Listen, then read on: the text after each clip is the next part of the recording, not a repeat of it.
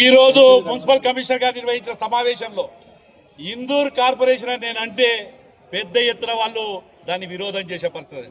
అంటే ఓట్లల్లో అవకతవకలు చేసి షబ్బీర్ కొడుకునో బషీర్ కొడుకునో ఇందూర్ కార్పొరేషన్ మీద కూర్చోబెట్టలేరు.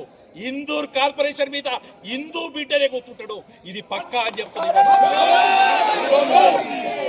షబ్బీర్ అలీ కొడుకును ఇంకొకళ్ళను కాదు ఇక్కడ కూర్చోబెట్టేది. ఇక్కడ కాషాయ కండువా కప్పుకున్న పక్కా ఇందూర్ అనేది పురాతన నుంచి వచ్చిన పేరు. ఇది ఈ ఇందూర్ కార్పొరేషన్ కు, ఇందూర్ గ్రామానికి, ఈ ఇందూర్ మున్సిపాలిటీ కార్పొరేషన్ కు మేయర్ గా ఒక హిందూ బిడ్డనే కూర్చుంటున్నాడు. ఇది గుర్తుంచుకోమని చెప్తున్నాం వాళ్ళకి. ఇది పక్కా చెప్తున్నాం మేము. ఇలా అరాచకాలు చేస్తున్నారు. ఓటర్ లిస్ట్ ఓట్ల కొట్టారు, వాటర్ డివైడ్ చేసారు. ఎక్కడో కులాంగులు ఉన్న మైనార్టీ ఓట్లు తీసుకొచ్చి గాజులపేట కలుపుతున్నారు.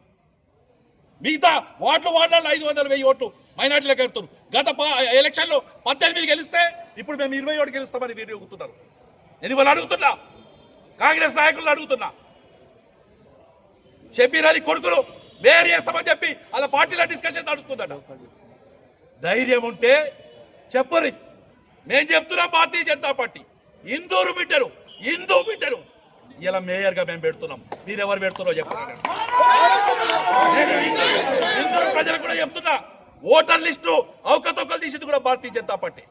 ఇలా వాళ్ళ యొక్క ఏదైతే మనసులో ఉండే ఒక షబ్బీర్ కొడుకును, ఒక బషీర్ కొడుకును, ఇంకెవరినో ఇందూర్ అంటే కూడా ఓర్వలేని వ్యక్తిని కార్పొరేషన్ మేయర్ కూర్చోబెట్టాలని తాపత్రయపడుతున్నారు.